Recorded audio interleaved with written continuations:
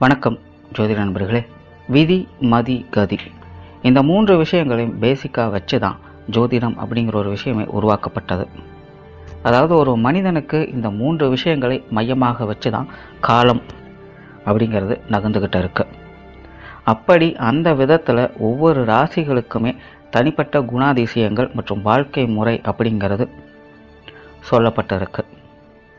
அதாவது அந்த குறிப்பிட்ட ராசிக்கு இந்தந்த விஷயங்கள், இந்த மாதிரியான மனிதர்கள் இப்படித்தான் இருப்பாங்க, இதை நோக்கி தான் அவங்களுடைய வாழ்க்கை பயணம் அப்படிங்கிறதே செல்லும் அப்படிங்கிற மாதிரியான விஷயங்களை தொகுத்து வச்சிருக்காங்க. அப்படி ஒவ்வொரு ராசிக்கும் ஒரு பேசிக் லைஃப் ஸ்ட்ரக்சர் அப்படிங்கிறது உருவாக்கப்பட்டிருக்கு. அந்த ராசி நமக்கு இருக்கும் பட்சத்தில் நமக்கும் அதே போன்ற விஷயங்களை அனுஷ்டிக்க வேண்டிய சூழ்நிலை உருவாகி வருது. அண்டத்தில் இருப்பது தான் பிண்டத்திலும் இருக்குது அப்படிங்கிற வார்த்தைகளுக்கு தகுந்த மாதிரி அந்த குறிப்பிட்ட ராசிக்கு ஏற்படக்கூடிய தாக்கங்கள் இங்கே மனிதர்களுக்கும் பிரதிபலிக்குது. அப்படி இந்த ராசிக்கு என்ன மாதிரியான பலன்கள், என்ன மாதிரியான வாழ்க்கை முறை தொகுக்கப்பட்டு இருக்கு அப்படிங்கிறத பற்றி தான் இந்த பதிவில் நாம் பார்க்க போகிறோம். பார்க்கறதுக்கு முன்னாடி இதில் சொல்லியிருக்கிற விஷயங்கள் உங்களுக்கு அப்படியே முழுமையாக நடக்கணும் அப்படிங்கிற அவசியம் கிடையாது. காரணம் அது உங்களுடைய சுய ஜாதக அடிப்படையில் இருக்கக்கூடிய விஷயங்கள். ஆனால் இந்த குறிப்பிட்ட ராசி உங்களுக்கு செயல்படுறதுனால இங்கே சொல்லப்படுகிற விஷயங்களையும் உங்கள் வாழ்க்கையில் நீங்கள் சந்தித்தாக வேண்டும் அப்படிங்கிறது விதி. அது ஏதாவது ஒரு விதத்தில் உங்களை தொடர்பு படுத்திவிடும். சிலருக்கு மேலோட்டமாகவே வெளிப்படையாகவே அந்த விஷயங்கள் இருக்கலாம். இன்னும் சிலருக்கு ரொம்ப டீப்பாக ஆழமாக அந்த விஷயங்கள் சூட்சமமாக செயல்பட்டு இருக்கலாம். கடைசிக்கு மன ரீதியான எண்ணங்களாவது அந்த விஷயங்களில் அப்படி வந்து போய்கிட்டு இருக்கும். அப்படிங்கிறத மனசில் வச்சுட்டு மேற்கொண்டு பதிவுகளை கேளுங்க.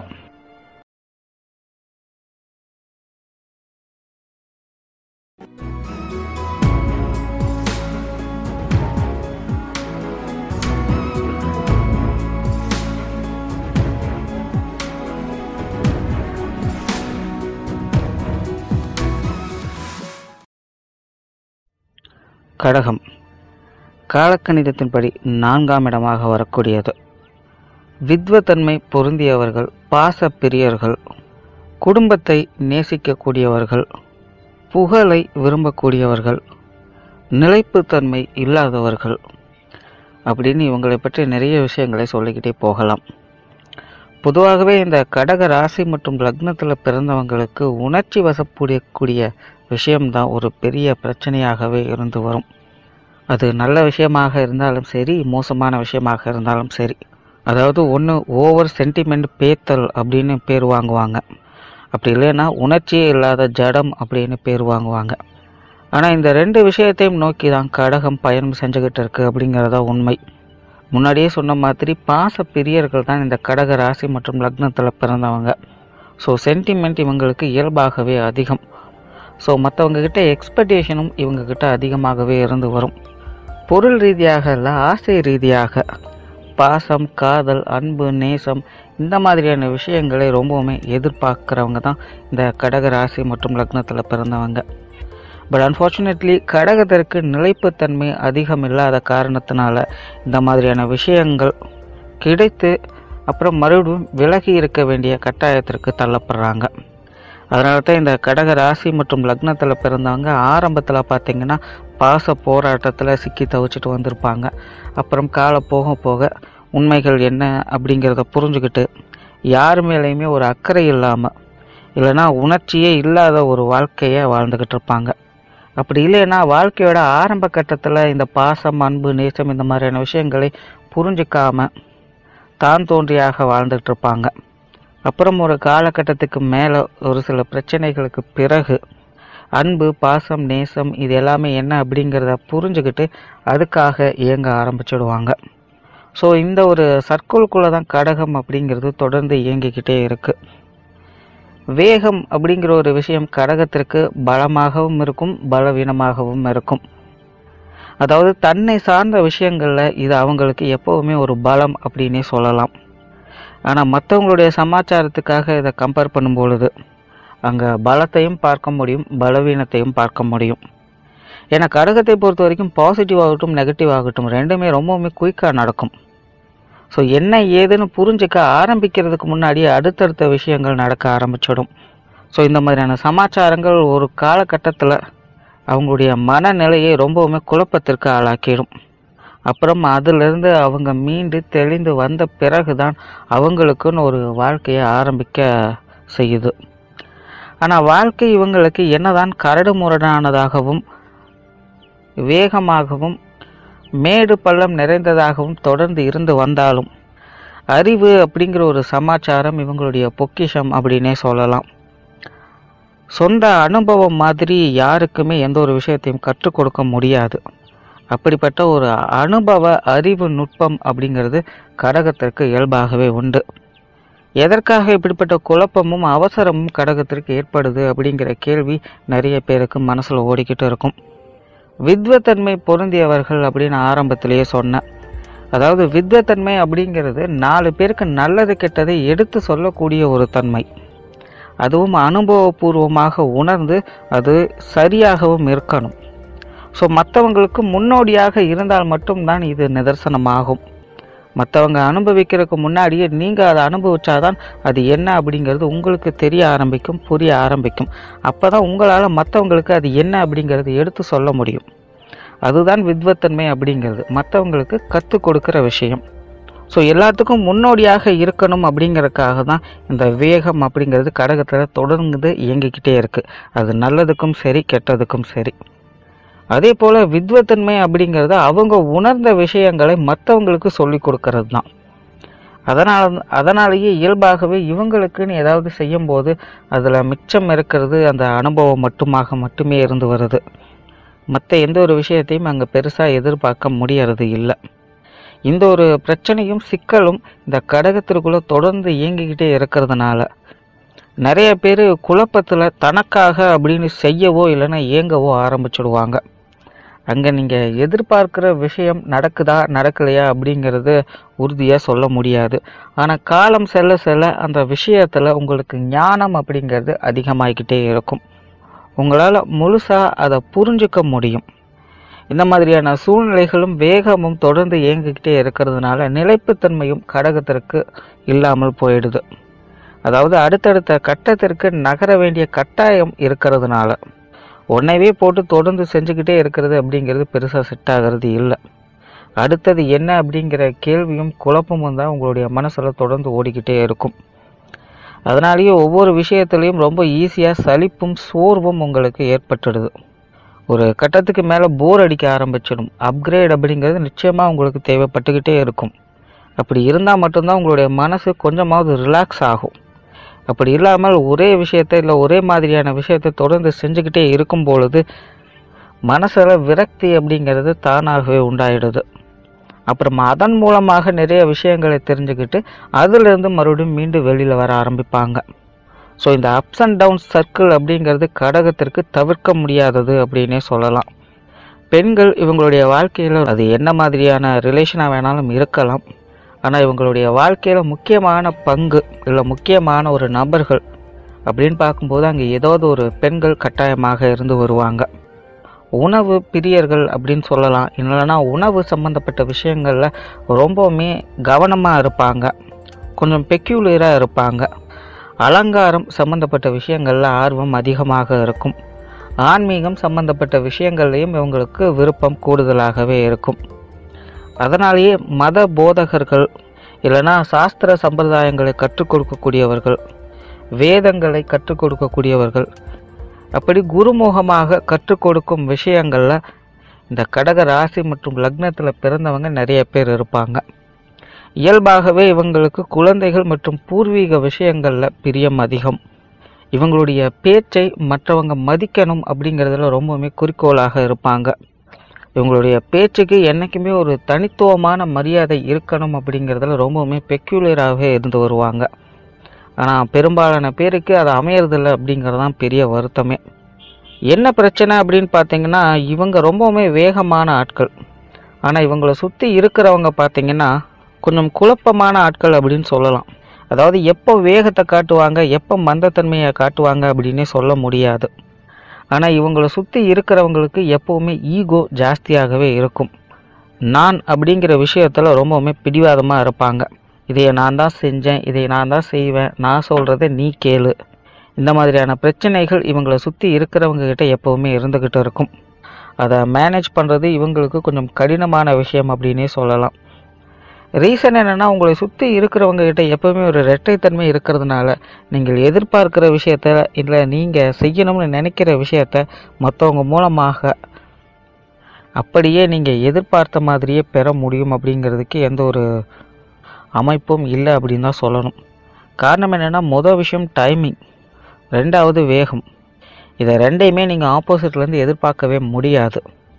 ஏன்னா அவங்களை சுற்றி இருக்கிறவங்களுக்கு பிடிவாதம் இயல்பாகவே இருக்கிறதுனால அவங்களுக்கு பிடிச்சது அப்படின்னா மட்டும்தான் செய்வாங்க, இல்லை அப்படின்னா செய்யவே மாட்டாங்க. இதில் பெரும் பிரச்சனையே டைமிங் தான். உங்களுக்கு பொறுமையாக காத்திருக்கிறது அப்படிங்கிறதே பிடிக்காது. ஆனால் உங்களுக்கு ஆப்போசிட்டில் இருக்கிறவங்களுக்கு அது ஒன்று தான் வேலையே. அப்புறம் பார்த்துக்கலாம், மெதுவாக செய்யலாம் அப்படிங்கிறது தான் அவங்களுக்கு பிடித்த ஒரு விஷயம். அவங்களுக்கு வரக்கூடிய விஷயமும் அதுதான். பதறிய காரியம் சிதறி போகும் அப்படின்னு சொல்லி உங்களுக்கு அட்வைஸ் எல்லாம் பண்ணுவாங்க, தவிர உங்களை மெதுவாக வேலை செய்கிறதுக்கு வற்புறுத்துவாங்க. ஆனால் அது எதுவுமே உங்களுக்கு செட் ஆகாது அப்படிங்கிறது அவங்களுக்கு என்றைக்குமே புரியாது. ஸோ இந்த மாதிரியான குழப்பங்களும் சிக்கல்களும் பெரும்பாலும் சுற்றி இருக்கிறவங்ககிட்ட நிலவிட்டு இருக்கிறதுனால ஒருத்தருக்கு ஒருத்தர் புரிஞ்சுக்கிறது அப்படிங்கிறதே ஒரு பெரிய விஷயமாகவே இவங்களுக்கு இருந்துக்கிட்டு வருது. ஸோ அந்த மாதிரியான புரிதல் இருக்கிற மாதிரியான ஆட்கள் இவங்கக்கிட்ட இருந்துட்டாங்க அப்படின்னா இவங்களுடைய வாழ்க்கையை எப்படியோ சமாளிச்சிடலாம். பொதுவாகவே இந்த ராசி மற்றும் லக்னத்தில் பிறந்தவங்க எல்லா விஷயங்களையுமே லாப நோக்கத்தோடையே செய்வாங்க. ஆனால் அந்த லாபம் அப்படிங்கிற விஷயம் எதை தொடர்பு படுத்தி வேணாலும் இருக்கலாம். வெறும் பொருளை மட்டுமே மையப்படுத்தி இருக்கும் அப்படின்னு சொல்ல முடியாது. ஏன்னா உணர்வுபூர்வமான விஷயங்களுக்கு இவங்க அதிக இம்பார்ட்டன்ஸ் கொடுக்கறதுனால பொருளாதாரம் சம்மந்தப்பட்ட விஷயங்களை மேக்சிமம் எதிர்பார்க்கறதுக்கு அங்கே வாய்ப்பு இல்லை அப்படின்னு தான் சொல்ல முடியும். இவங்க செய்யக்கூடிய காரியங்கள் எப்போவுமே தனித்துவமாக இருக்கணும்னு விரும்புவாங்க. அதில் ஒரு அங்கீகாரம், பெருமை கிடைக்கணும் அப்படிங்கிற ஆர்வம் இவங்களுக்கு எப்போவுமே இருக்கும். அதே போல் மற்றவங்களை அதட்டி வேலை செய்யக்கூடிய திறமையும் இவங்களுக்கு உண்டு. நிர்வாக திறமை அப்படிங்கிறது இவங்களுக்கு இயல்பாகவே உண்டு. பெரும்பாலும் இவங்களுடைய காரியங்களில் கூட இவங்களுடைய செயல்பாடுகள், முயற்சிகள் மற்றும் தொழில் மற்றும் வேலை சார்ந்த விஷயங்களில் மதிப்பு, மரியாதையை அதிகம் எதிர்பார்த்து வருவாங்க. மொத்தத்தில் இந்த கடக ராசி மற்றும் லக்னத்தில் பிறந்தவங்களுக்கு பக்குவம் அப்படிங்கிற ஒரு வார்த்தையை எந்த அளவுக்கு உணர்வுபூர்வமாக இவங்க செயல்படுத்த ஆரம்பிக்கிறாங்களோ அந்த அளவுக்கு இவங்களுடைய வாழ்க்கை என்றைக்குமே நல்ல விதமாகவே இருந்து வரும். குடும்பம். விதியின் அமைப்புப்படி குடும்பத்தினுடைய அமைப்பு கடக ராசி மற்றும் லக்னத்தில் பிறந்தவங்களுக்கு ஒரு நல்ல நிலையிலேயே இருக்குது அப்படின்னே சொல்லலாம். ஆரம்பத்திலே சொன்ன மாதிரி சென்டிமெண்ட் இவங்களுக்கு அதிகமாக வேலை செய்யும். தவிர குடும்ப விஷயங்களையும் இவங்களுக்கு இயல்பாகவே பிரியம் ஜாஸ்தி அப்படிங்கிறதுனால குடும்பத்தில் இருக்கிறவங்களோட கொஞ்சம் இணக்கமாக பழகிறதுக்கு இந்த மாதிரியான சமாச்சாரங்கள் இவங்களுக்கு எப்போவுமே உதவியாகவே இருந்து வருது. ஆக குடும்பத்தினுடைய அமைப்பும் இவங்களுக்கு இயல்பாகவே நல்ல இடத்துல இருக்கிறதுனால குடும்ப சமாச்சாரங்கள் அத்தனையுமே இவங்களுக்கு எப்போவுமே ஒரு நல்ல விதத்திலேயே வேலை செஞ்சுக்கிட்டு இருக்கும். ஆனால் குடும்பத்துக்குள்ள வாக்குவாதங்கள், சண்டை சச்சரவுகள் அப்படிங்கிறதான் கடகத்துக்கு ஒரு பெரிய பிரச்சனையே. குறிப்பாக நீயா நானா அப்படிங்கிற பிரச்சனை இவங்க குடும்பத்தில் கொஞ்சம் கூடுதலாகவே இருந்து வரும். ரீசன் என்னென்னா, கௌரவம் அப்படிங்கிற ஒரு பிரச்சனை, இல்லை அப்படின்னா மதிப்பு மரியாதை சார்ந்த பிரச்சனை இவங்க குடும்பத்தில் இருக்கிறவங்களுக்கு அதிகமாக தேவைப்படக்கூடிய ஒன்று. அதாவது இவங்க குடும்பத்தில் இருக்கிறவங்க அதிகப்படியாக எக்ஸ்பெக்ட் பண்ணுறதே இந்த ஒரு விஷயமாக தான் இருக்கும். என்னை மதிக்கணும், எனக்குன்னு ஒரு அங்கீகாரம் கொடுக்கணும் அப்படிங்கிறதுல ரொம்பவுமே தெளிவாக குறிக்கோளாகவும் இருந்து வருவாங்க. அதனாலேயே இந்த கடக ராசி மற்றும் லக்னத்தில் பிறந்தவங்க குடும்பத்தில் பார்த்திங்கன்னா குறிப்பாக இவங்களை குறை சொல்லிக்கிட்டு இருப்பாங்க. எப்படின்னு பார்த்தீங்கன்னா, இவங்க என்னை மதிக்கிறதே இல்லை, நான் சொல்கிறது எதையுமே கேட்குறதே இல்லை, என்னை கொஞ்சம் கூட புரிஞ்சுக்கிறதுக்கு ட்ரை பண்ணவே மாட்டேங்கிறாங்க. அதாவது சென்டிமெண்ட்டும் அங்கீகாரம் சார்ந்த பிரச்சனையும் கலந்து தான் இவங்க குடும்பத்துக்குள்ளே எப்போவுமே ஏதாவது ஒரு சலசலப்பை உருவாக்கிக்கிட்டு இருக்கும். பெரும்பாலும் இவங்க குடும்பத்தில் இருக்கிறவங்க பாசத்திற்காக இயங்கக்கூடியவர்கள், அதே நேரம் அதிகாரம் பண்ணக்கூடியவர்கள் அப்படின்னு சொல்லலாம். ஸோ குடும்பத்தில் அவங்களுடைய செயல்பாடுகளை இது ரெண்டையும் தனித்தனியாக பார்க்குறவங்களுக்கு மட்டும்தான் ஏதோ கொஞ்சம் விஷயத்தை அனுசரித்து ஓட்ட முடியும். ஆனால் நிறைய பேர் இந்த ரெண்டு விஷயங்களையும் சேர்த்தே பார்க்குறாங்க.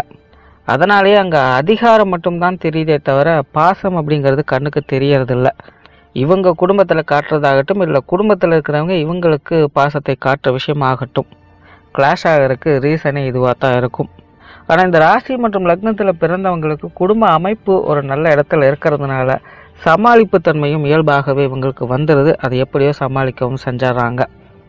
மொத்தத்தில் குடும்பத்தை பொறுத்த வரைக்கும் கடகத்திற்கு புரிந்து செயல்பட்டால் மகிழ்ச்சியும் அதிகரிக்கும். பெற்றோர்கள்.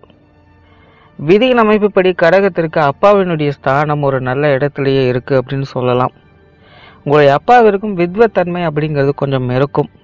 ஆன்மீகம் சார்ந்த விஷயங்களில் விருப்பம் அதிகம் உடையவர் அப்படின்னு சொல்லலாம். ஊர் சுற்றுவதில் அவங்களுக்கு பிரியம் அதிகம் இருக்கும். இல்லைன்னா தொடர்ந்து எப்போவுமே ஏதோ ஒரு ட்ராவல் செஞ்சுட்டே இருக்கிற மாதிரி அவங்களுடைய வாழ்க்கை அமைப்பு அப்படிங்கிறது இருக்கும். உறவினர்கள் மேலே பிரியம் அதிகம் இருக்கும். கொஞ்சம் ஜோவியலான நபராகவே இருந்து வருவாங்க. கலைத்துறை என்டர்டெயின்மெண்ட் சார்ந்த விஷயங்களில் ஆர்வம் அவருக்கு அதிகமாக இருக்கும். நகைச்சுவையில் பிரியமுள்ளவர்கள், நக்கலும் நையாண்டியும் கூடவே இருக்கும். நிறைய கடகத்தில் பிறந்தவங்களுக்கு அப்பாவுடைய அடாப்டேஷன் கொஞ்சம் கூடுதலாகவே இருந்து வரும். உங்களை அவங்களுடைய கட்டுப்பாட்டுக்குள்ளே வச்சுக்க எப்போவுமே நினைப்பாங்க. அப்படி இல்லைன்னா நீங்கள் அவங்க சொல்கிறத மட்டும்தான் கேட்கணும் அப்படிங்கிறத ரொம்பவுமே பிடிவாதமாக இருப்பாங்க. அதே போல் நிறைய விஷயங்களில் பட்டும் படாமலுமே செயல்பட்டுட்டு வருவாங்க. உங்களுடைய முயற்சிகள் மற்றும் செயல்பாடுகளுக்கு அவங்களுடைய உதவிகள் மற்றும் உறுதுணைகள் எப்போவுமே இருந்துகிட்டு இருக்கும். தவிர உங்களுடைய தொழில் மற்றும் வேலை சம்பந்தப்பட்ட விஷயங்கள்லையும் அவங்களுடைய தலையீடுகள் இல்லைன்னா அவங்களுடைய உதவிகள் ஏதோ ஒரு விதத்தில் உங்களுக்கு எப்போவுமே கிடைச்சிக்கிட்டு இருக்கும். நிறைய பேர் இந்த கடக ராசி மற்றும் லக்னத்தில் பிறந்தவங்களுக்கு அப்பா செய்யக்கூடிய வேலை மற்றும் தொழிலை கிடைப்பதற்கும் நிறைய வாய்ப்புகள் இருக்குது. குறிப்பாக அரசாங்கம் சார்ந்த விஷயங்களில் இந்த மாதிரியான சமாச்சாரங்கள் அதிகமாகவே நடக்கும். விதியின் அமைப்புப்படி அம்மாவுடைய ஸ்தானமும் உங்களுக்கு ஒரு நல்ல இடத்துலையே இருக்குது. பொதுவாகவே கடகத்தில் பிறந்தவங்களுக்கு பெற்றோர்களின் பிரியர்கள் அப்படின்னே சொல்லலாம். அப்பாவிற்கும் சரி அம்மாவிற்கும் சரி இவங்க மேலே என்றைக்குமே ஒரு தனி கரிசனை அப்படிங்கிறது இருந்துக்கிட்டே இருக்கும். அதை நீங்கள் எந்த அளவுக்கு உணர்ந்திருக்கீங்க அப்படிங்கிறது புரிஞ்சுக்க முடியாது. ஆனால் அவங்க கூட பிறந்தவங்ககிட்ட இப்படி கேட்டீங்க அப்படின்னாலே அவங்க அதை நிச்சயமாக ஒத்துக்குவாங்க. ஏன்னா மற்றவங்களை காட்டிலும் உங்களுக்கு அவங்க என்றைக்குமே கொஞ்சம் அனுசரணையாகவே இருந்து வருவாங்க. அம்மா கொஞ்சம் சுகவாசி, பணம் சம்பந்தப்பட்ட விஷயங்கள், கொடுக்கல் வாங்கல் விஷயங்கள், நண்பர்கள், உறவினர்கள் சம்பந்தப்பட்ட விஷயங்களில் ரொம்பவுமே பெக்யூலராக இருந்து வருவாங்க. அவங்களுடைய வாழ்க்கையும் கொஞ்சம் மந்தமாகவே இருந்து வரும். அப்படி இல்லைன்னா நிறைய கஷ்ட நஷ்டங்களை தொடர்ந்து சந்திச்சுட்டே இருக்கிற மாதிரி வந்து வருவாங்க. அதாவது உங்கள் அப்பாவை காட்டிலும் உங்களுடைய அம்மாவிற்கு சிரமங்கள் அப்படிங்கிறது எப்போவுமே கூடுதலாக இருந்து வரும். கடைசிக்கு உங்களுடைய சம்பந்தப்பட்ட விஷயங்களிலாவது இந்த மாதிரியான சமாச்சாரங்கள் கொஞ்சம் அதிகமாகவே இருந்து வரும். மொத்தத்தில் கடகத்தை பொறுத்த வரைக்கும் பெற்றோர்கள் என்றைக்குமே ஒரு சுமூகமான உறவுகள் அப்படின்னே சொல்லலாம். உடன்பிறப்புகள். விதியின் அமைப்புப்படி கடகத்திற்கு உடன்பிறப்புகளுடைய ஸ்தானம் ஒரு சுமாரான நிலையிலே இருக்குன்னு சொல்லலாம். அதாவது ரொம்ப பெருசாக எதையுமே அவங்ககிட்ட எக்ஸ்பெக்ட் பண்ணவும் முடியாது, அதே நேரம் அவங்கள விட்டு விலகி இருக்கவும் முடியாது. அதாவது உங்களுடைய உடன்பிறப்புகளை உங்களுடைய ஆப்போசிட் டீம் அப்படின்னு சொல்லலாம். எனக்குமே போட்டிகள் இருந்தால் தான் வாழ்க்கை கொஞ்சம் சுவாரஸ்யமாக இருக்கும். அந்த மாதிரி தான் உங்களுடைய உடன்பிறப்புகளும் அவங்களுக்கும் உங்களுக்குமான உறவு முறைகளும் இருந்து வரும்.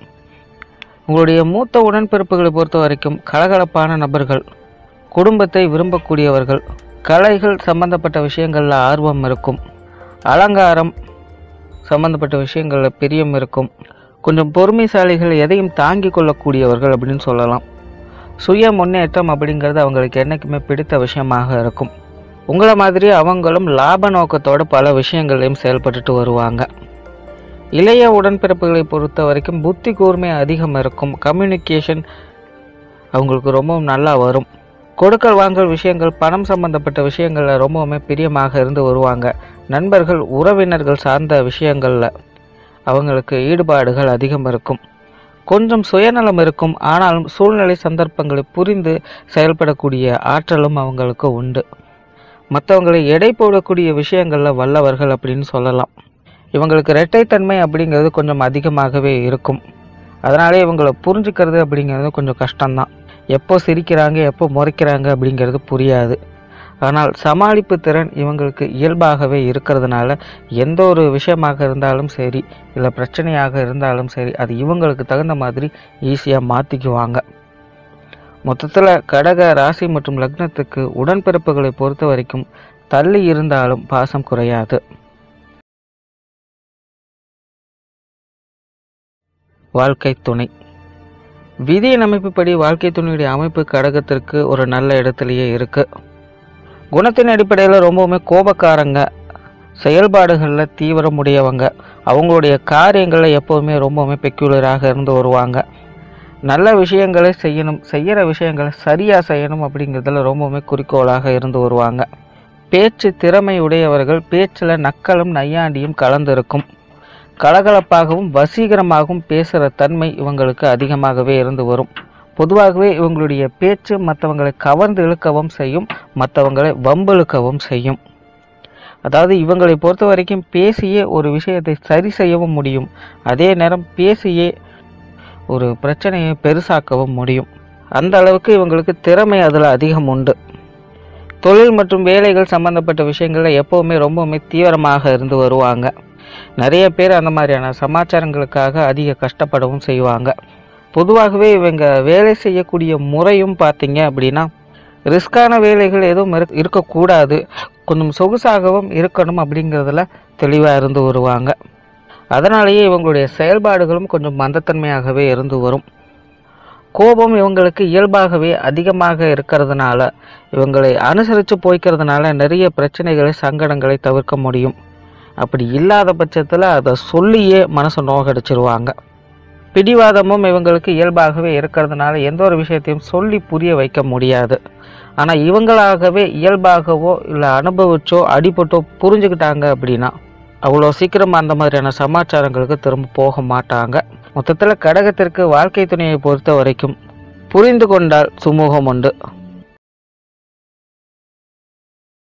குழந்தைகள். விதியின் அமைப்புப்படி கடகத்திற்கு குழந்தைகளுடைய ஸ்தானம் ஒரு நல்ல இடத்துலையே இருந்து வருது. குழந்தைகளுடைய அடாப்டேஷன் உங்கள் மேலே எப்போவுமே இருந்து வரும்.